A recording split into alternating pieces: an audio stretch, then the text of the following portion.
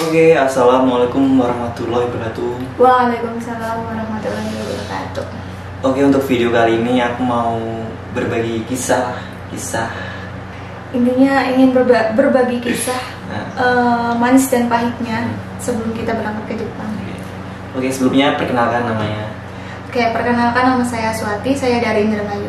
Yes. Oke, sudah berapa lama Mbak Aswati tinggal di Jepang? 1 tahun lebih sih. Oke, bagaimana ceritakan awal mula gimana bisa sampai ke Jepang tuh gimana? Awal mula sebelum ke Jepang, sebenarnya sih awalnya tuh nggak ada niatan buat ke Jepang ya. Terus temenku ceritanya ngajak kayak gitu, ayo katanya mau belajar bahasa enggak katanya. Terus katanya, aduh gimana ya, aku sambil mikir-mikir, cuma berhubung akunya juga belum kerja pas itu, ya udah katanya, ya udah ayo kata saya. Udah tak coba, ya kegagalan udah ada sih pas awal pertama belajar bahasa Jepang tuh aku di Banten kan. Terus sampai belum sempat wawancara, cuma ya udahlah, terus pindah lagi ke Majalengka gitu, ke Majalengka. Terus itu belum ada wawancara juga, jadi pindah ke Indramayu, alhamdulillah, dan sekarang dapat job gitu. Oh, berarti prosesnya tuh panjang. Ya, pastinya kan di tempat ini nggak lolos kita bisa pindah ke. Belum sempat wawancara, tapi kalau di Majalengka, belajar bahasa ya. Ya, kalau di Majalengka udah wawancara, pas itu di perhotelan tapi nggak lulus. Oke. Kalau aku dulu sih itu nganterin temen aku, nganterin dia kan yang padahal yang pertama mau sekolah bahasa kan temen aku kan. Iya. Aku suruh nganterin, muter-muter lah cari kayak itu LPK kan bahasa itu kan. Itu temenku kan, temenku, terus aku yang langsung daftar, aku dulu ketemu senseinya itu kan. Ya udah, kalau akan dalam hati dulu ya, kalau nggak lolos sekali ya udah mau berhenti. Tapi syukurlah tuh lolos terus. Oh, berarti itu emang udah jalannya. Terus prosesnya tuh gimana? Maksudnya kan di LPK itu berapa bulan? Terus aduh, nggak bisa dihitung kalau gitu. Soalnya kan pertama di Banten itu sebulan kan buat belajar. Terus pas udah sebulan, pas itu tahun berapa ya aku lupa, udah sebulan belajar nggak ada wawancara, kita disuruh pulang. Nah, setelah disuruh pulang baru nggak ada kabar juga pas itu tuh, ya udah gitu, pasrah aja gitu. Emang belum jodohnya di situ mungkin. Terus diajak lagi sama teman, pas itu kebetulan aku udah kerja di stiker. Cuma pas itu tuh di sisi lain aku juga masih pengen ke Jepang mungkin ya, udah pernah belajar juga kali gitu. Terus pas itu belajar, udah pernah ikut tes yang perhotelan, cuman nggak lulus. Terus pas itu belum ada tes terus gitu, sampai udah banyak omongan dari tetangga kesana kesini, aduh aku pusing banget gitu. Iya, nah nanti ketipu, nanti ini kak itu, ya Allah, aku udah dalam hati, ya Allah gitu, sabarin gitu.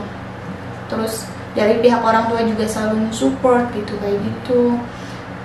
Jadi pas itu dari Majalengka nggak ada job, pas itu ya udah. Oke, untuk sebelumnya kan kalau kita ke Jepang kan ada proses kayak tes ya. Iya. Kamu tes apa aja dulu? Yang pas terakhir apa sebelumnya? Yang awal. Pas berarti aku ikut itu ya, ikut perhotelannya. Awal ikut perhotelan itu yang pasti satu wawancara ya sama pihak orang Jepang. Terus pas di situ juga kita disuruh nyusun kartu kalau nggak salah. Kartu. Terus ada waktunya, cepet-cepetan gitu. Ini diurutin atau dibentuk? Ada aturannya di situnya. Terus kita diituin sendiri, ditap sendiri. Terus setelah itu ada apa lagi itu ya? Oh, sama pengetahuan, kayak apa sih yang kita ketahui tentang Jepang gitu. Nah, kayak gitu. Oh iya, kalau yang pas terakhir nih, yang telur, yang pas aku di sini, itu tesnya tuh kalau nggak salah tuh buku ditaruh di atas, terus kita jalan lurus kayak gitu. Kayak model itu ya? Iya, seperti itu. Terus masukin jarum benang ke jarum. Terus pas itu kondisinya udah itu kayak udah sore, tapi ya nggak tahu itu sih. Ya udah, terus sama wawancara. Kalau itu ya, kalau proses IM tau kan, itu rambut harus botak ya kalau cowok. Botak. Iya. Aku udah hampir setahunan lah botak. Ya. Terus lari setiap sore pagi itu latihan lari sampai sakit semua badan. Sehat itu sehat. Push up, sit up, sampai panas-panasan, sampai kulit tuh hitam semua dulu. Kan botak dulu kan. Kadang sampai mengelupas dulu kulitnya, saking panasnya. Itu kan perjuangan yang lah. Terus itu di pelatihan itu sama 2 bulan juga. 2 bulan belajar bahasa, ya fisik semuanya lah. Terus kita berhenti di rumah tuh selama 2 bulan juga tuh belajar kayak kerjaan PR. Terus 2 bulan lagi kita tuh ke Lembang dulu aku. Ke Lembang tuh proses yang terakhir. Ke Lembang ya kayak belajar kayak tahap pertama tadi. Berarti banyak prosesnya gitu ya? Iya bener, sampai tetangga juga bilang gitu kayak tadi kamu bilang. Kapan berangkatnya gitu kan? Bikin hati gimana gitu ya, perasaan gimana? Terus setelah sampai di Jepang gimana rasanya? Setelah sampai di Jepang ya kita nikmatin lah prosesnya. Soalnya apa? Ya kita tahu sendiri kan perjuangan kita seperti apa. Apalagi pas diantar-antar sama orang tua, itu yang paling berat banget. Makanya dalam hati aku ingin bahagiain orang-orang yang pernah mendukung saya, termasuk orang tua saya gitu. Sedih. Iya, emang sedih. Terus paling kayak temen-temen yang nggak tahu perjuangan kita cuma ngelihat enak sih ya, enak sih. Terus kayak tanya kadang berapa bulan belajar kayak gitu. Kalau berapa bulan kita nggak bisa mastiin ya, soalnya kan rezeki orang juga beda-beda kan. Mungkin proses swasta sama IM beda kan. Terus itu aku kira tuh dulu kalau kita mau ke Jepang tuh nggak perlu proses lama belajar bahasa. Aku kira tuh cuma bayar uang udah berangkat gitu dulu. Nggak taunya banyak prosesnya. Tapi kalau udah kesini ya udah nikmatin gitu. Terus hal yang sulit di Jepang apa? Yang pertama gimana ya? Kalau bahasa kita kurang tuh kan sulit mau komunikasi juga. Sama orang sulit. Apalagi di sini kan banyak kanji kan, kayak kanji yang emang dilarang oleh orang Islam gitu. Kayak kita makan ini nggak boleh seandainya kan babi gitu. Berarti kan kita harus tahu kanji babi kayak gimana gitu. Terus kayak sake kayak gitu tuh. Jadi kan kayak dari situ juga kita harus bisa gitu. Soalnya kan belajar bahasa lah sebelum ke Jepang. Iya, karena bahasa yang pertama tuh bahasa. Harapan yang ingin diraih selama di Jepang apa? Harapan yang diraih yang pasti ingin diraih yang pertama yang pasti saya tuh pengen itu ya, pertama ngebahagiain orang tua gitu. Itu yang pasti, yang udah dalam benak gitu. Setelah itu pengen gitu kalau ada rezeki gitu pengen naik apa ya, pengen ngehajin, kalau seandainya ngehajiin masih belum bisa, minimal umroh gitu. Terus kan di sisi lain kayak uang dari sini kita tabung gitu buat modal usaha gitu, biar membuka lapangan pekerjaan gitu buat orang-orang gitu. Untuk usahanya apa aku juga masih banyak planning gitu, jadi nggak bisa memastiin kayak usaha apa kayak gitu tuh. Yang pasti ada. Kalau kamu sendiri gimana? Yang ini Raya. Iya. Sulit. Padahal kan aku udah 2 tahun ya di Jepang ini kan. 2 tahun, tapi apa yang nanti ya setelah aku pulang tuh mau ngapain, mau buka usaha apa gitu masih bingung.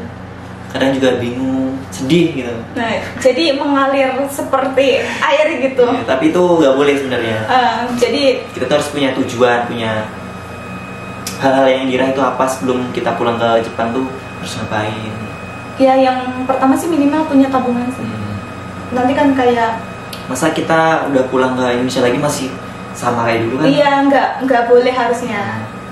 Soalnya kita berkaca yang sebelum-sebelumnya gitu, banyak kan pengalaman sebelumnya. Terus di sini tuh kita jangan cuma foya-foya ya, kita terus nabung. Ya mudah-mudahan aja dari sini kita berkah. Yang pertama sih uang dari sini berkah gitu. Kalau udah berkah ya mau diapain juga pasti insya Allah bisa gitu. Oke, setelah balik ke Indonesia apa yang diinginkan? Yang diinginkan yang pasti satu, bikin usaha. Ya. Yang kedua ya seenggaknya gitu, kita kan pernah kerja di sini gitu, menerima uang sendiri gitu. Pengennya nanti setelah pulang nggak merepotin orang tua, malah kita yang bisa ngebantu orang tua gitu. Kepengenan aku. Terus gitu. ada harapan balik lagi ke Jepang nggak? Kalau harapan sih pastilah, setiap orang pasti pada pengen balik ke sini gitu. Soalnya kan di sini emang negaranya juga rapi kan, kayak buang sampah gimana, apa gimana gitu. Ya mematuhi rambu-rambu lalu lintas juga kayak gitu sih. Orangnya ramah. Oke, untuk saran-saran buat teman-teman yang mau ke Jepang apa? Sarannya yang pertama, kalau lagi belajar nih, ya berarti harus emang belajarnya yang fokus gitu. Kalau bisa sih dalam bahasa harus diperdalam, soalnya emang bahasa itu perlu gitu. Paling penting lah. Paling penting. Terus kayak tingkah laku juga itu penting, soalnya tingkah laku jelek tapi bahasa bagus kan sama aja ibarat kata. Terus itu biasanya orang Jepang tuh menilai dari pertama kita bertemu. Iya, pertama. Kalau kita tuh pertama kelihatan baik gitu, pasti akan dicap samanya baik gitu. Tapi kalau emang pertama udah jelek tuh kayaknya seterusnya kita akan dinilai jelek ya. ya. Orang perusahaan sih kebanyakan gitu. Iya sama sih, hampir rata-rata orang Jepang seperti itu. Terus yang kedua itu sabar, karena apa, dalam proses belajar bahasa Jepang tuh enggak instan gitu. Kayak enggak kita belajar bahasa terus langsung kita lulus, terus langsung kita terbang, enggak seperti itu gitu. Pasti ada proses gitu. Nah, dan setiap proses ya harus dijalani dengan sabar yang pertama. Terus sama jangan lupa berdoa lah, intinya segitu. Terus kita harus menahan itu hati juga. Soalnya kita kan jauh dari orang tua kan kalau di Jepang nanti.